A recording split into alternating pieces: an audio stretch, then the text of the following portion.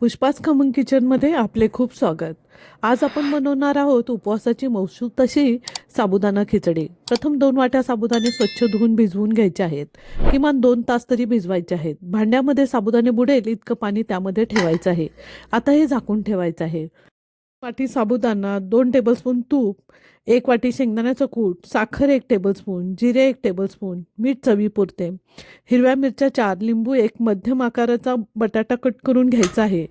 गॅसवर कढईमध्ये तूप गरम झाले की यामध्ये जिरे टाकून घ्यायचं आहे.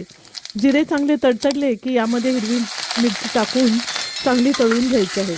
ही हिरवी मिरची तळली की कट केलेला बटाटा टाकून घ्यायचा आहे. आता हा बटाटा छान परतून घ्यायचा आहे आणि हे 2-3 मिनिटासाठी झाकून ठेवायचं आहे.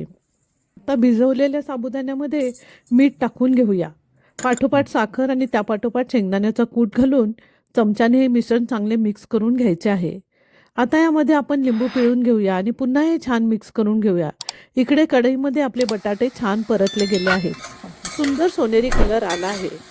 आता हे साबुदाणे आपण कढईमध्ये टाकून घेऊया आणि छान परतून घेऊया. खिचडी चांगली मऊसूत होण्यासाठी साबुदाणा योग्य रीतीने भिजवणे महत्त्वाचे आहे. आता ही खिचडी अगदी मंद आचेवर 5 मिनिटासाठी झाकून ठेवायची आहे.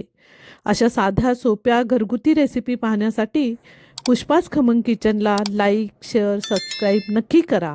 हा व्हिडिओ पूर्णपणे पाहण्यासाठी खाली लिंक दिली आहे.